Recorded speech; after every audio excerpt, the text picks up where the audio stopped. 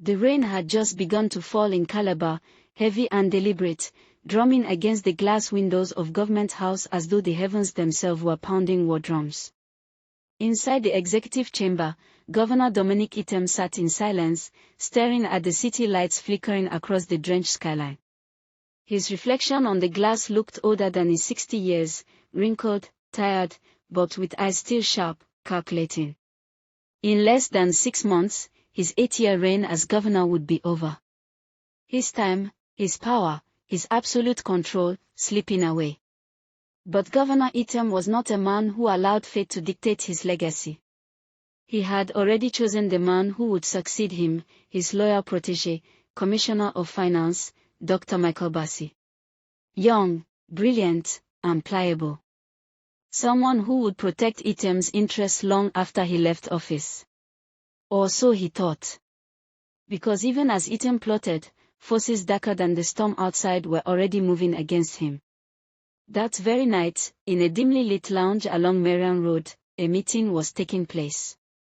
Senator Gabriel Essien, Etim's oldest ally turned quiet rival, raised his glass of whiskey and whispered to the men around him. By the time Etim knows what hit him, Michael Bassey will not only betray him, he will bury him. And just like that, the first dagger was drawn. The storm outside raged harder, but inside the governor's private office, silence reigned. Dominic Etim leaned back in his leather chair, fingers stippled, his gaze fixed on the framed portrait of his younger self that hung on the wall. A younger Etim, smiling, confident, unscarred by years of political battles. He exhaled heavily. Michael is the only one I can trust, he murmured to himself. The door opened with a soft click. Michael Bassey stepped in, immaculate in a navy blue suit, his tie perfectly knotted, his glasses giving him the aura of a technocrat who belonged in boardrooms more than the murky waters of politics. Sir, Michael bowed slightly, a gesture of respect that always pleased Etim. Michael, sit, the governor said, gesturing to the chair opposite. He studied the younger man for a moment.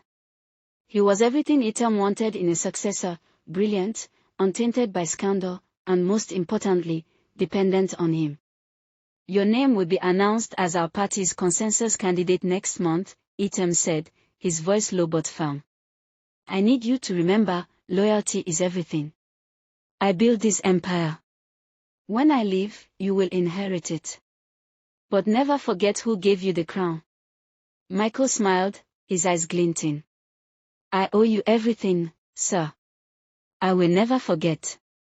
But inside, Michael's thoughts were already miles away. He had made promises Etim did not know about, promises that would shake Calabar to its core. Across town, in a hidden backroom of the luxurious Marina Resort, Senator Gabriel Essien sat at the head of a polished mahogany table. He was older than Etim, but unlike the governor, age had not softened him. His eyes burned with ambition that refused to die, even after decades in politics. Around him sat 4 men and 2 women, power brokers, business magnates, and party chieftains who controlled the lifeblood of Cross Rivers politics. Gabriel cleared his throat. Gentlemen and ladies, Etim believes he has already chosen his successor. Michael Bassey. But Etim has forgotten one thing, Michael is not his puppet. He is mine. The room went still. One of the men, Chief Okon, frowned. Are you saying Bassey has agreed to abandon Etim? A sly smile crept across Gabriel's face. He didn't need convincing. The boy is smarter than he lets on. He knows Etim's era is over. He knows that aligning with me is the only way to truly hold power. The others exchanged uneasy glances. Etim was still powerful, dangerous even. Betraying him openly was like signing one's own death warrant. But, Gabriel continued, raising his hand, this is not merely about betrayal. This is about survival. Etim has too many enemies. The moment he leaves that office, the vultures will descend. Bassey is our insurance policy. Together, we will crown him, but he will dance to our tune, not Etim's. The deal was sealed with silence, each person knowing they had just become part of a dangerous masquerade, a dance where one wrong step could mean political death. By the next morning, Calabar buzzed with rumors. Newspapers whispered of secret alliances, social media boiled with unverified leaks. Etim noticed. He always noticed. Who is feeding the press? He barked at his chief of staff, slamming a newspaper onto the desk. The headline screamed, "Is Governor Etim losing his grip?" "I don't know, sir," the chief stammered. Etim's eyes narrowed. Someone within his circle was playing both sides. That evening, he called Michael again. "Tell me the truth," Etim said, his tone sharp. "Have you been meeting Gabriel Essien?" Michael blinked slowly, then chuckled, feigning innocence.